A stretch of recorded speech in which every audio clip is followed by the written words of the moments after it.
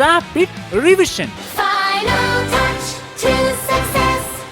പത്താം ക്ലാസ് പരീക്ഷയ്ക്കായി ഒരുങ്ങിക്കൊണ്ടിരിക്കുന്ന വിദ്യാർത്ഥികൾക്കായി radio 90 FM voice of Amal Jyothi അവതരിപ്പിക്കുന്ന റാപ്പിഡ് റിവിഷനിലേക്ക് സ്വാഗതം. റാപ്പിഡ് റിവിഷനിലൂടെ ഇന്ന് നമ്മൾ പഠിക്കാൻ പോകുന്ന വിഷയം മാത്തമാറ്റിക്സ്. ക്ലാസ് നയിക്കുന്നത് Kanjirappally Saint Dominic's higher secondary school mathematics അധ്യാപകനായ ജോബിൻ എം തോമസ്. SSLC പരീക്ഷയ്ക്ക് തയ്യാറെടുക്കുന്ന എൻ്റെ പ്രിയ കൂട്ടുകാർക്ക് നമസ്കാരം. എൻ്റെ പേര് Jobin M Thomas. Kanjirappally saint Dominic's higher secondary സ്കൂളിലെ മാത്തമാറ്റിക്സ് അധ്യാപകനാണ്. SSLC പരീക്ഷാ ചൂടിലേക്ക് കടക്കുന്ന ഈ സമയത്ത് മാത്തമാറ്റിക്സിലെ ആശയങ്ങൾ നിങ്ങളുമായി പങ്കുവയ്ക്കാൻ റേഡിയോ 90 FM വോയിസ് ഓഫ് അമൽ ജ്യോതിയിലൂടെ ഞാനും നിങ്ങളോടൊപ്പം ചേരുന്നു. Rapid revision. ഏറ്റവും ആദ്യമായി ഈ വർഷത്തെ പരീക്ഷാ രീതിയിൽ വന്ന മാറ്റങ്ങളെക്കുറിച്ച് നാം അറിഞ്ഞിരിക്കേണ്ടതുണ്ട്. കഴിഞ്ഞ വർഷത്തേതുപോലെ തന്നെ 2.5 മണിക്കൂർ തന്നെയാണ് പരീക്ഷാ സമയം. 80 മാർക്കിൻ്റെ ചോദ്യങ്ങൾ വായിച്ച് മനസ്സിലാക്കാൻ 15 minute rule of time. 5 section ആയിട്ടായിരിക്കും ചോദ്യങ്ങൾ ചോദിക്കുക. എല്ലാ ചോദ്യങ്ങൾക്കും ഉത്തരങ്ങൾ നൽകണം. ഈ വർഷം മുതൽ സെക്ഷൻ എയിൽ 1 മാർക്കിൻ്റെ 8 ചോദ്യങ്ങളാണ് ഉൾപ്പെടുത്തിയിരിക്കുന്നത്. ഇതിൽ മൾട്ടിപ്പിൾ ചോയ്സ് ക്വസ്റ്റിനോടൊപ്പം വളരെ ശ്രദ്ധയോടെ ചെയ്യേണ്ട സ്റ്റേറ്റ്മെൻറ്റ് ക്വസ്റ്റ്യൻസും ഉണ്ടാവും. ഇത്തരം ചോദ്യങ്ങൾക്ക് ഉത്തരം നൽകുമ്പോൾ ഓരോ സെൻറ്റൻസും കൃത്യമായി വായിച്ച് മനസ്സിലാക്കിയിട്ട് വേണം ഉത്തരം നൽകാൻ. ബാക്കിയുള്ള 4 സെക്ഷനിലും 2, 3, 4, 5 മാർക്കുകളുടെ ചോദ്യങ്ങളാണ് ക്രമീകരിച്ചിരിക്കുന്നത്. വിഷയത്തെ നമ്മൾ എത്രത്തോളം മനസ്സിലാക്കി എന്ന രീതിയിലുള്ള ചോദ്യങ്ങളാവും ഉണ്ടാകുക. കൺസ്ട്രക്ഷൻ ഭാഗത്തെ ചോദ്യങ്ങൾ നമുക്കറിയാം. സർക്കം സർക്കിൾ പരിവൃത്തം, ഇൻസർക്കിൾ അന്തർവൃത്തം, ടാൻജൻ തൊടുവരകൾ, ഒരേ പരപ്പളവുള്ള റെക്റ്റാങ്കിൾ, സ്ക്വയർ എന്നിവയുടെ നിർമ്മാണം തുടങ്ങിയ ചോദ്യങ്ങൾ ഡയറക്റ്റായി തന്നെ ചോദിക്കുന്നതാണ്. കൺസ്ട്രക്ഷൻ ഭാഗത്തു നിന്ന് വളരെ നല്ല മാർക്ക് സ്കോർ ചെയ്യാൻ സാധിക്കുമെന്നതിനാൽ ഈ ഭാഗം വളരെ ശ്രദ്ധയോടെ പഠിച്ചിരിക്കണം. ഒരു നിമിഷം ആലോചിച്ച് നോക്കൂ. ആകാശം മുട്ടുന്ന ഒരു കെട്ടിടത്തിൻ്റെയോ നമ്മുടെ പറമ്പിലെ വലിയൊരു മരത്തിൻ്റെയോ ഉയരം അളക്കണമെങ്കിൽ നമ്മൾ എന്തു ചെയ്യും? ഒരു ടേപ്പും എടുത്ത് അതിനു മുകളിൽ കയറേണ്ടി വരുമോ? വേണ്ട. ഭൂമിയിൽ നിന്ന് തന്നെ ആകാശത്തിലെ നക്ഷത്രങ്ങളിലേക്കുള്ള ദൂരം പോലും കൃത്യമായി കണക്കാക്കാൻ മനുഷ്യനെ സഹായിച്ച ഒരു മാന്ത്രിക വിദ്യ നമ്മുടെ 10ാം ക്ലാസ്സിലെ ഗണിത പുസ്തകത്തിലുണ്ട്. അതാണ് നമ്മുടെ 6ാമത്തെ ചാപ്റ്ററായ ട്രിഗ്നോമെട്രി അഥവാ ത്രികോണമിതി. ട്രിഗ്നോമെട്രി അഥവാ ത്രികോണമിതി എന്ന വാക്കിൻ്റെ അർത്ഥം ത്രികോണങ്ങളുടെ അളവ്, മെഷർമെൻറ്റ് ഓഫ് ട്രയാങ്കിൾസ് എന്നാണ്. മട്ടത്രികോണങ്ങളുടെ കോണുകളും വശങ്ങളും തമ്മിലുള്ള ബന്ധമാണ് ഈ പാഠഭാഗത്തിലൂടെ നാം പഠിക്കുന്നത്. ഈ പാഠഭാഗത്ത് നമ്മൾ പ്രധാനമായും ശ്രദ്ധിക്കേണ്ടത് 3 കാര്യങ്ങളാണ്. വശങ്ങളുടെ അനുപാതം, പുതിയ അളവുകൾ, ഉയരങ്ങളും ദൂരങ്ങളും. ഒന്നാമതായി വശങ്ങളുടെ അനുപാതം. ഒരു മട്ടത്രികോണത്തിൻ്റെ കോണുകൾ 45 ഡിഗ്രി, 45 ഡിഗ്രി, 90 ഡിഗ്രി ആയാൽ ആ വശങ്ങൾ തമ്മിലുള്ള അംശബന്ധം 1 √2 ആയിരിക്കും. അതായത് 45 ഡിഗ്രിക്ക് എതിരെയുള്ള വശം 1 യൂണിറ്റ് എന്നെടുത്താൽ ആ മട്ടത്രികോണത്തിൻ്റെ വശങ്ങൾ 1 √2 എന്നായിരിക്കും. ഒരു മട്ടത്രികോണത്തിൻ്റെ കോണുകൾ 30 ഡിഗ്രി, 60 ഡിഗ്രി, 90 ഡിഗ്രി ആയാൽ വശങ്ങളുടെ അംശബന്ധം 1 √2 ആയിരിക്കും. ഇവിടെ ഏറ്റവും ചെറിയ വശത്തെ √3 കൊണ്ട് ഗുണിച്ചാൽ ഇടത്തരം വശം കിട്ടുമെന്നും ചെറിയ വശത്തിൻ്റെ ഇരട്ടി കണ്ടുപിടിച്ചാൽ വലിയ വശം കിട്ടുമെന്നും ഓർത്തിരിക്കുക. ഒരു കാര്യം പ്രത്യേകം ശ്രദ്ധിക്കുക.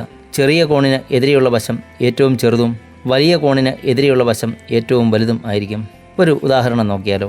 ഒരു മട്ടത്രികോണത്തിൻ്റെ കോണുകൾ 30 ഡിഗ്രി, 60 ഡിഗ്രി, 90 ഡിഗ്രിയും 30 ഡിഗ്രിക്ക് എതിരെയുള്ള വശം 5 സെൻറ്റിമീറ്ററുമായാൽ ബാക്കി 2 വശങ്ങൾ കണ്ടുപിടിക്കുക.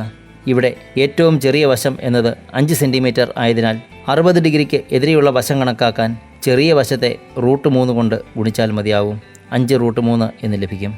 90 ഡിഗ്രിക്ക് എതിരെയുള്ള വശം ചെറിയ വശത്തിൻ്റെ ഇരട്ടിയായതിനാൽ വലിയ വശം 10 സെൻറ്റിമീറ്റർ ആയിരിക്കും.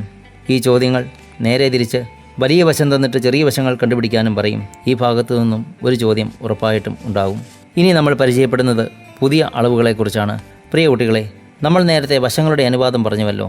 എല്ലാ മട്ടത്രികോണങ്ങളിലെയും കോണുകൾ 30 ഡിഗ്രി, 45 ഡിഗ്രി, 60 ഡിഗ്രി എന്നിവ ആകണമെന്നുണ്ടോ? ഒരിക്കലുമില്ല. ചിലപ്പോൾ നമുക്ക് കിട്ടുന്ന കോൺ 10 ഡിഗ്രി, 80 ഡിഗ്രി, 90 ഡിഗ്രി ആകാം. അല്ലെങ്കിൽ 20 ഡിഗ്രി, 70 ഡിഗ്രി, 90 ഡിഗ്രി ആകാം. അതായത് കോണുകൾ വ്യത്യസ്തമായി വരാം. ഇങ്ങനെയുള്ള എല്ലാ മട്ടത്രികോണങ്ങളുടെയും വശങ്ങളുടെ അംശബന്ധം ഓർത്തിരിക്കുക എന്നത് വളരെ ബുദ്ധിമുട്ടുള്ള കാര്യമാണ്. ഇതിന് പരിഹാരമായി മട്ടത്രികോണത്തിൻ്റെ കോണളവുകളെ ഒരു പട്ടികയായി ക്രമീകരിച്ചിട്ടുണ്ട്. ഇവിടെ നമ്മൾ കേൾക്കുന്ന പുതിയ പേരുകളാണ് സൈൻ, കൊസൈൻ, ടാൻജൻ. ചുരുക്കി സൈൻ, കോസ്, ടാൻ എന്നിങ്ങനെ നമ്മൾ പറയും. അതായത് ഒരു മട്ടത്രികോണത്തിൻ്റെ കോൺ എത്ര ഡിഗ്രി ആയാലും വശങ്ങളെ തമ്മിൽ ബന്ധിപ്പിക്കാൻ ഈ 3 പേരുകൾ മതിയാവും. അതിൽ സൈൻ എന്നത് ഒരു കോണിൻ്റെ എതിർവശവും കർണവും തമ്മിലുള്ള ബന്ധമാണ്. എതിർവശത്തെ കർണം കൊണ്ട് ഹരിച്ചാൽ സൈൻ വില കിട്ടും. കോസ് എന്നത് ഒരു കോണിൻ്റെ സമീപവശവും കർണവും തമ്മിലുള്ള ബന്ധമാണ്. അതായത് സമീപവശത്തെ കർണം കൊണ്ട് ഹരിച്ചാൽ കോസ് വില കിട്ടും. ടാൻ എന്നത് എതിർവശവും സമീപവശവും തമ്മിലുള്ള ബന്ധമാണ്. എതിർവശത്തെ സമീപവശം കൊണ്ട് ഹരിച്ചാൽ ടാൻ വില നമുക്ക് ലഭിക്കും. നമ്മൾ പഠിച്ച പുതിയ അളവുകളുമായി ബന്ധപ്പെടുത്തി ത്രികോണത്തിൻ്റെ പരപ്പളവുകൾ കണ്ടുപിടിക്കാൻ നമ്മൾ പഠിച്ചിട്ടുണ്ട്. ഒരു ത്രികോണത്തിൻ്റെ രണ്ട് വശങ്ങളും അവയ്ക്കിടയിലുള്ള കോണും തന്നാൽ ത്രികോണങ്ങളുടെ പരപ്പളവ് എന്നത് രണ്ട് വശങ്ങളുടെയും അവയ്ക്കിടയിലുള്ള കോണിൻ്റെ സൈൻ വിലയുടെയും ഗുണനഫലത്തിൻ്റെ പകുതി കണക്കാക്കിയാൽ മതിയാവും. ഉയരങ്ങളും ദൂരങ്ങളും എന്നത് ഏറ്റവും രസകരമായ ഭാഗമാണ്. നമ്മളൊരു വസ്തുവിനെ താഴെ നിന്ന് മുകളിലേക്ക് നോക്കുമ്പോൾ ഉണ്ടാകുന്ന മേൽക്കോണും മുകളിൽ നിന്ന് താഴേക്ക് നോക്കുമ്പോൾ ഉണ്ടാകുന്ന കീഴ്ക്കോണും ഉപയോഗിച്ചാണ് ഈ ഭാഗത്തെ പ്രവർത്തനങ്ങൾ നമ്മൾ പൂർത്തിയാക്കുന്നത്. ഈ ഭാഗത്തെ പ്രവർത്തനങ്ങൾ ചെയ്യുമ്പോൾ നമ്മൾ ആദ്യം ചെയ്യേണ്ടത് തന്നിരിക്കുന്ന വിവരണത്തെ അടിസ്ഥാനപ്പെടുത്തി ചിത്രം വരയ്ക്കുക എന്നതാണ്. ചിത്രം വരയ്ക്കുന്നതിന് പ്രത്യേക മാർക്കുണ്ട് എന്നുള്ള കാര്യം ശ്രദ്ധിക്കുക. ഉദാഹരണത്തിന്, ഒരു ചുവരിൽ ഏണി ചാരി വെച്ചിരിക്കുന്നു എന്ന് പറയുമ്പോൾ തന്നെ നിലവും ചുവരും ഏണിയും തമ്മിൽ ബന്ധിപ്പിച്ച് ഒരു മട്ടത്രികോണം ഉണ്ടാകുന്നു എന്ന ഐഡിയ നമുക്കുണ്ടാകണം. ചിത്രം പൂർത്തിയായാൽ സൈൻ, കോസ്, ടാൻ ഇവയിൽ ഏതുപയോഗിച്ചാൽ നമുക്ക് കണ്ടുപിടിക്കേണ്ട ഉത്തരത്തിലേക്ക് എത്താൻ സാധിക്കുമെന്ന് മനസ്സിലാക്കാൻ സാധിക്കും. സാധാരണയായി ഉയരങ്ങളും ദൂരങ്ങളും കണ്ടുപിടിക്കാൻ ടാൻ ഉപയോഗിച്ചുള്ള പ്രവർത്തനങ്ങളാണ് പരീക്ഷയ്ക്ക് ചോദിക്കാറുള്ളത്. പ്രിയ കുട്ടികളെ, ത്രികോണമിതി എന്ന പാഠഭാഗത്തെക്കുറിച്ച് നിങ്ങൾക്ക് നല്ലൊരു ധാരണ ലഭിച്ചെന്ന് കരുതുന്നു. നന്നായി പഠിക്കുക, ആത്മവിശ്വാസത്തോടെ പരീക്ഷയെ നേരിടുക. എൻ്റെ എല്ലാ പ്രിയ കൂട്ടുകാർക്കും മികച്ച വിജയം നേടാൻ സാധിക്കട്ടെ എന്ന് ആശംസിക്കുന്നു. Rapid Revision. SSLC പരീക്ഷയ്ക്ക് തയ്യാറെടുക്കുന്ന പ്രിയ കൂട്ടുകാർക്കായി ഇന്ന് നമ്മൾ ചർച്ച ചെയ്യാൻ പോകുന്നത് ഗണിതത്തിലെ ഏറ്റവും പ്രധാനപ്പെട്ട ഭാഗമായ വൃത്തങ്ങൾ, തൊടുവരകൾ എന്നീ അധ്യായങ്ങളാണ്. ഈ രണ്ട് പാഠഭാഗത്തു നിന്നും ഒട്ടേറെ ചോദ്യങ്ങൾ പരീക്ഷയ്ക്ക് വരാറുണ്ട്. ഇതിലെ പ്രധാന ആശയങ്ങൾ നമുക്ക് നോക്കാം. ആദ്യമായി വൃത്തത്തിലെ ഒരു ചാപവും അതിൻ്റെ കോണുകളും തമ്മിലുള്ള ബന്ധമാണ് നമ്മൾ പഠിക്കുന്നത്. ഒരു വൃത്തചാപം അതിൻ്റെ കേന്ദ്രത്തിലുണ്ടാക്കുന്ന കോണിൻ്റെ പകുതിയായിരിക്കും ആ ചാപം മറുചാപത്തിലുണ്ടാക്കുന്ന കോൺ.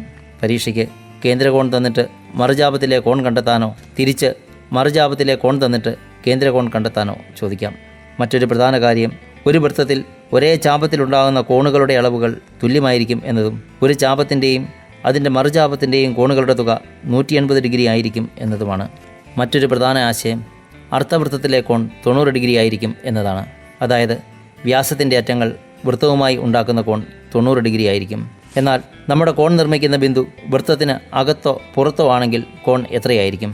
വൃത്തത്തിന് പുറത്തേക്ക് പോകുന്തോറും കോൺ ചെറുതാകുന്നതിനാൽ ആ കോണിൻ്റെ അളവ് 90 ഡിഗ്രിയിൽ കുറവും, ബിന്ദു വൃത്തത്തിന് അകത്താണെങ്കിൽ കോണിൻ്റെ വലുപ്പം കൂടി വരുന്നതിനാൽ കോണിൻ്റെ അളവ് 90 ഡിഗ്രിയിൽ കൂടുതലും ആയിരിക്കും. ഇനി പരീക്ഷയ്ക്ക് ഒരു ബിന്ദുവും അതിലെ കോണും തന്നാൽ അത് വൃത്തത്തിനകത്താണോ പുറത്താണോ വൃത്തത്തിലാണോ എന്ന് കൃത്യമായി നമുക്ക് എഴുതാൻ പറ്റുമല്ലോ. മറ്റൊരു പ്രധാന ആശയമാണ് ചക്രീയ ചതുർഭുജം. ഒരു ചതുർഭുജത്തിൻ്റെ 4 മൂലകളും വൃത്തത്തിലാണെങ്കിൽ അതിനെ നമ്മൾ ചക്രീയ ചതുർഭുജം എന്ന് പറയും. ഈ ചക്രീയ ചതുർഭുജത്തിൻ്റെ എതിർകോണുകൾ കൂട്ടിയാൽ 180 ഡിഗ്രി ലഭിക്കും. അതായത് ഒരു ചക്രീയ ചതുർഭുജത്തിൻ്റെ എതിർകോണുകൾ അനുപൂരകമായിരിക്കും. തിരിച്ചും പറയാം, ഒരു ചതുർഭുജത്തിൻ്റെ എതിർകോണുകളുടെ തുക 180 ഡിഗ്രി ആണെങ്കിൽ അത് ചക്രീയ ചതുർഭുജമായിരിക്കും. നമ്മുടെ നിത്യജീവിതത്തിൽ കാണുന്ന ചതുരം, സമചതുരം എന്നിവയെല്ലാം ചക്രീയ ചതുർഭുജമാണ്. സമപാർശ്വ ലംബകവും ചക്രീയ ചതുർഭുജമാണ് എന്ന് മറക്കാതിരിക്കുക. ഇനി ഒരു ഉദാഹരണം നോക്കാം. ABCD എന്നൊരു ചതുർഭുജം സങ്കല്പിക്കുക. ABC എന്നീ ബിന്ദുക്കൾ വൃത്തത്തിലാണെന്നും കരുതുക. എങ്കിൽ 4ാമത്തെ ബിന്ദുവായ D എവിടെയായിരിക്കും? ABCD ഒരു ചതുർഭുജമായതിനാൽ എതിർകോണുകളായ Aയും Cയും തമ്മിൽ കൂട്ടുമ്പോൾ 180 ഡിഗ്രി എതിർകോണുകളായ Aയും Cയും തമ്മിൽ കൂട്ടുമ്പോൾ 180 ഡിഗ്രി ലഭിച്ചാൽ എതിർകോണുകളായ B, D എന്നിവയുടെ തുകയും 180 ഡിഗ്രി ആയിരിക്കുമല്ലോ. അങ്ങനെയെങ്കിൽ D എന്ന ബിന്ദു വൃത്തത്തിലായിരിക്കും.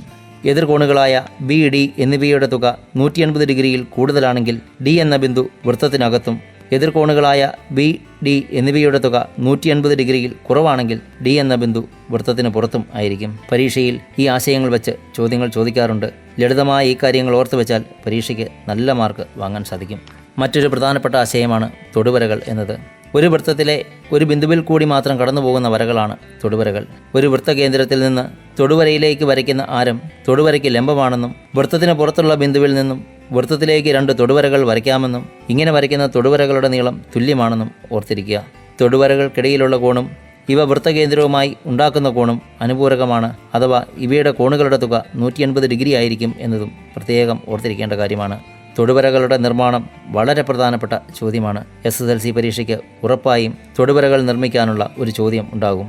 അതുപോലെ തന്നെയാണ് അന്തർവൃത്ത നിർമ്മാണവും. ഇവ രണ്ടും എൻ്റെ എല്ലാ കൂട്ടുകാരും നിർബന്ധമായും വരയ്ക്കാൻ പഠിച്ചിരിക്കണം. ഒരു വൃത്തത്തിലെ 4 ബിന്ദുക്കളിലൂടെയുള്ള തൊടുവരകൾ ചേർന്നുണ്ടാകുന്ന ചതുർഭുജത്തിൻ്റെ എതിർവശങ്ങളുടെ തുക തുല്യമായിരിക്കും എന്ന ആശയവുമായി ബന്ധപ്പെട്ട ചോദ്യങ്ങളും ചോദിക്കാൻ സാധ്യതയുണ്ട്. ഒരു ത്രികോണത്തിൻ്റെ അന്തർവൃത്തയാരം ത്രികോണത്തിൻ്റെ പരപ്പളവിനെ ചുറ്റളവിൻ്റെ പകുതി കൊണ്ട് ഹരിച്ചാൽ കിട്ടുന്നതാണ് എന്നത് വളരെ പ്രധാനപ്പെട്ട ഒരാശയമാണ്. വൃത്തങ്ങൾ, തൊടുവരകൾ എന്നീ പാഠഭാഗങ്ങളിലെ പ്രധാന ആശയങ്ങൾ എൻ്റെ പ്രിയ കൂട്ടുകാർ മനസ്സിലാക്കി എന്ന് കരുതുന്നു. നന്നായി പഠിച്ച് പരീക്ഷ എഴുതുക. എൻ്റെ എല്ലാ പ്രിയ കൂട്ടുകാർക്കും വിജയാശംസകൾ നേരുന്നു. Rapid revision. ഇന്ന് നമ്മൾ ചർച്ച ചെയ്യാൻ പോകുന്നത് 10ാം ക്ലാസ്സിലെ ഏറ്റവും പ്രധാനപ്പെട്ടതും അല്പം ശ്രദ്ധയും കൃത്യമായ പരിശീലനവും ഉണ്ടെങ്കിൽ മുഴുവൻ മാർക്കും നേടിയെടുക്കാൻ കഴിയുന്നതുമായ സൂചക സംഖ്യകൾ, ജ്യാമിതിയും ബീജഗണിതവും എന്നീ 2 അധ്യായങ്ങളാണ്. ഒരു ബിന്ദുവിൻ്റെ സ്ഥാനം കൃത്യമായി രേഖപ്പെടുത്തണമെങ്കിൽ 2 സംഖ്യകൾ വേണം എന്ന ആശയത്തോടു കൂടിയാണ് പാഠഭാഗം ആരംഭിക്കുന്നത്. ഇതിനായി XY അക്ഷങ്ങൾ വരച്ച് X അക്ഷത്തിൻ്റെ വലതുവശത്ത് പോസിറ്റീവ് സംഖ്യകളും ഇടതുവശത്ത് നെഗറ്റീവ് സംഖ്യകളും Y അക്ഷത്തിൻ്റെ മുകൾ ഭാഗത്ത് പോസിറ്റീവ് സംഖ്യകളും താഴ്ഭാഗത്ത് നെഗറ്റീവ് സംഖ്യകളുമാണ് രേഖപ്പെടുത്തുന്നത്. XY അക്ഷങ്ങൾ കൂട്ടിമുട്ടുന്ന ബിന്ദുവിനെ ആധാരബിന്ദു 00 എന്ന് നമ്മൾ വിളിക്കുന്നു. X അക്ഷത്തിലെ ഏതൊരു ബിന്ദുവിനെയും X0 എന്നും Y അക്ഷത്തിലെ ഏതൊരു ബിന്ദുവിനെയും 0Y എന്നും വിളിക്കുന്നു. XY അക്ഷങ്ങൾ വരച്ച് ബിന്ദുക്കൾ മാർക്ക് ചെയ്യാനും ചതുരങ്ങളുടെ 2 ബിന്ദുക്കൾ തന്നാൽ മറ്റു 2 ബിന്ദുക്കൾ കണ്ടുപിടിക്കാനുമുള്ള പ്രവർത്തനം പ്രത്യേകം ഓർത്തിരിക്കുക. ഇനി 2 ബിന്ദുക്കൾ തമ്മിലുള്ള അകലം എങ്ങനെ കണക്കാക്കാം എന്ന് നോക്കാം. ഒന്നാമത്തെ ബിന്ദു x1y1 എന്നും രണ്ടാമത്തെ ബിന്ദു x2y2 എന്നും എടുത്താൽ ആദ്യം x വിലകളുടെയും y വിലകളുടെയും വ്യത്യാസം കണ്ട് ഓരോന്നിൻ്റെയും വർഗ്ഗം കാണുക. ഇനി ഇവ രണ്ടും കൂട്ടി വർഗ്ഗമൂലം അഥവാ സ്ക്വയർ റൂട്ട് കണ്ടുപിടിച്ചാൽ ബിന്ദുക്കൾ തമ്മിലുള്ള അകലമായി. ഇതിനായി ഒരു സൂത്രവാക്യം നമ്മൾ പഠിച്ചിട്ടുണ്ട്. 2 ബിന്ദുക്കൾ x1y1 x2y2 എന്നിവയായാൽ അകലം സമം √x1 - x2 whole square plus y1 - y2 whole square. അതായത് x വിലകൾ തമ്മിലുള്ള വ്യത്യാസത്തിൻ്റെ വർഗ്ഗവും y വിലകൾ തമ്മിലുള്ള വ്യത്യാസത്തിൻ്റെ വർഗ്ഗവും കൂട്ടി വർഗ്ഗമൂലം അല്ലെങ്കിൽ സ്ക്വയർ റൂട്ട് എടുത്താൽ സംഖ്യകൾ തമ്മിലുള്ള അകലം കിട്ടും. ഇനി 2 ബിന്ദുക്കളുടെ മധ്യബിന്ദുക്കൾ എങ്ങനെ കണ്ടുപിടിക്കാം എന്ന് നോക്കാം. x1y1 x2y2 എന്നീ 2 ബിന്ദുക്കൾ എടുത്താൽ മധ്യബിന്ദു കണ്ടുപിടിക്കാനായി x വിലകൾ കൂട്ടി പകുതി കണക്കാക്കുകയും y വിലകൾ കൂട്ടി പകുതി കണക്കാക്കുകയും ചെയ്താൽ മതിയാവും. 2 ബിന്ദുക്കൾ x1y1 x2y2 എന്നെടുത്താൽ മധ്യബിന്ദു എന്നത് x1 + x2 ഭാഗം 2 y1 + y2 ഭാഗം 2. പരീക്ഷയ്ക്ക് ചോദ്യങ്ങൾ ചോദിക്കുമ്പോൾ മധ്യബിന്ദു കണ്ടുപിടിക്കുക എന്ന് ഡയറക്റ്റ് ചോദിക്കണമെന്നില്ല. മറിച്ച് ഒരു വൃത്തത്തിലെ വ്യാസത്തിൻ്റെ അറ്റങ്ങൾ തന്നാൽ കേന്ദ്രം എവിടെയാണെന്നും വൃത്തകേന്ദ്രവും വൃത്തത്തിലെ ഒരു ബിന്ദുവും തന്നാൽ വൃത്തത്തിലെ മറ്റൊരു ബിന്ദു കണ്ടുപിടിക്കുക എന്ന രീതിയിലുള്ള ചോദ്യങ്ങളാണ് പരീക്ഷയ്ക്ക് ചോദിക്കാറുള്ളത്. സാമാന്തരികത്തിൻ്റെ വികരണങ്ങൾ പരസ്പരം സമഭാഗം ചെയ്യുന്നു എന്ന കാര്യം നമ്മുടെ ഓർമ്മയിലുണ്ടായിരിക്കണം. 2 ബിന്ദുക്കൾ തമ്മിലുള്ള അകലം കണക്കാക്കാനും മധ്യബിന്ദു കണ്ടുപിടിക്കാനും നമ്മൾ പഠിച്ചുവല്ലോ. ഇനി ഇതുമായി ബന്ധപ്പെട്ട് ചതുർഭുജത്തിൻ്റെ വശങ്ങളുടെ നീളം, വികരണങ്ങളുടെ നീളം, തന്നിരിക്കുന്ന ബിന്ദുക്കൾ സമവാർഷ ത്രികോണത്തിൻ്റേതാണോ അല്ലെങ്കിൽ മട്ടത്രികോണത്തിൻ്റേതാണോ എന്നിങ്ങനെയുള്ള ചോദ്യങ്ങൾ പരീക്ഷയ്ക്ക് ചോദിക്കാം. നെഗറ്റീവ് സംഖ്യകൾ വരുമ്പോൾ വളരെ ശ്രദ്ധിച്ച് വേണം കണക്കുകൾ ചെയ്യാൻ. ഈ പാഠഭാഗത്തെ ഏറ്റവും പ്രധാനപ്പെട്ട ആശയമാണ് വരയുടെ ചെരിവ് എന്നത്. 2 ബിന്ദുക്കൾ തന്നാൽ വരയുടെ ചെരിവ് കണക്കാക്കാൻ y വിലകൾ തമ്മിലുള്ള വ്യത്യാസത്തെ x വിലകൾ കൊണ്ട് ഭാഗിച്ചാൽ മതിയാവും. അതായത് 2 ബിന്ദുക്കൾ x1y1 x2y2 എന്നിവയായാൽ വരയുടെ ചെരിവ് സമം y2 - y1 / x2 - x1. 2 വരകൾ സമാന്തരമാണെങ്കിൽ വരയുടെ ചെരിവുകൾ തുല്യമായിരിക്കും എന്നതും 2 വരകൾ ലംബമാണെങ്കിൽ വരയുടെ ചെരിവുകളുടെ ഗുണനഫലം -1 ആയിരിക്കും എന്നതും പ്രത്യേകം ഓർത്തിരിക്കുക. വരയുടെ ചെരിവുമായി ബന്ധപ്പെട്ട് വരയുടെ സമവാക്യം കണക്കാക്കാൻ SSLC പരീക്ഷയ്ക്ക് ഉറപ്പായും ഒരു ചോദ്യമുണ്ടാകും. അതുപോലെ തന്നെ മറ്റൊരു പ്രധാനപ്പെട്ട ഭാഗമാണ് വൃത്തത്തിൻ്റെ സമവാക്യം എന്നത്. ഒരു വൃത്തത്തിൻ്റെ കേന്ദ്രം AB എന്നും വൃത്തത്തിൻ്റെ ആരം R എന്നും എടുത്താൽ വൃത്തത്തിൻ്റെ സമവാക്യം എന്നത് x - a whole square plus y - b whole square = r² ആയിരിക്കും. ഇവിടെ വൃത്തകേന്ദ്രം ആധാരബിന്ദു 00 ആണെങ്കിൽ വൃത്തത്തിൻ്റെ സമവാക്യം എന്നത് x² + y² = r² എന്നായിരിക്കും. വളരെ പ്രധാനപ്പെട്ടതും പരീക്ഷയ്ക്ക് ചോദിക്കുന്നതുമായ ഭാഗങ്ങളാണിവ. കൃത്യമായി തന്നെ പഠിച്ചിരിക്കുക. എൻ്റെ എല്ലാ കൂട്ടുകാർക്കും എല്ലാവിധ വിജയാശംസകളും അർപ്പിക്കുന്നു. Rapid revision.